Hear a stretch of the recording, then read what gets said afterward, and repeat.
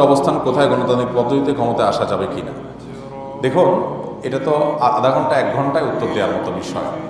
গণতন্ত্র বলতে আমরা বেশিরভাগ মানুষ এ ধরনের প্রশ্নে যেটা বুঝাই, আমি যেটা আমার ক্ষুদ্র জ্ঞানে মনে হয় সেটা হলো যে আমরা মনে করি যে গণতন্ত্র মানে হলো আপনার ভোটাভুটি।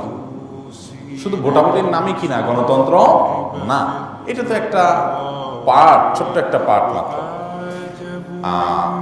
ইসলামী শরিয়ার দৃষ্টিকোণ থেকে দায়িত্বশীল নির্বাচনের জন্য মতামত গ্রহণ করা মৌলিকভাবে জায়েজ।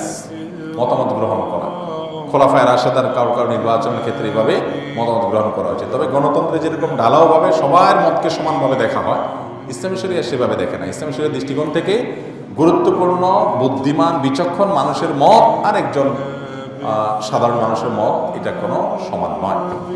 গণতন্ত্রে অনেক ভালো কিছুর কথা বলা হয়, সেগুলো তো ইসলামে আছে আলহামদুলিল্লাহ, ওটার সাথে ইসলামের সাথে গণতন্ত্রের সংঘর্ষ নাই।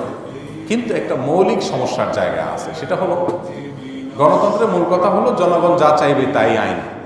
বেশিরভাগ মানুষ যদি বলে যে আমরা আইন করবো, এখন সবাই আমরা কাপড় ছাড়া থাকবো, তাহলে ওইটাই আইন, ওইটাই বৈধ, তখন কাপড় পরাটা অবৈধ। ইসলাম বলে না, আল্লাহ তাআলা যা নির্দেশ করেছেন সেটাই আইন। সব মানুষ একত্র হয়ে যদি তার বিরুদ্ধে কথা বলে তো সেটা আইন না। এর ইসলামের সাথে গণতন্ত্রের একটা মৌলিক পার্থক্যের জায়গা। তো এই যে মতামতের মাধ্যমে মানে দায়িত্বশীল নির্বাচন করা, শাসক নির্বাচন করা, মৌলিকভাবে এটা ইসলাম এটাকে পরিপূর্ণভাবে ডিনাই করে না।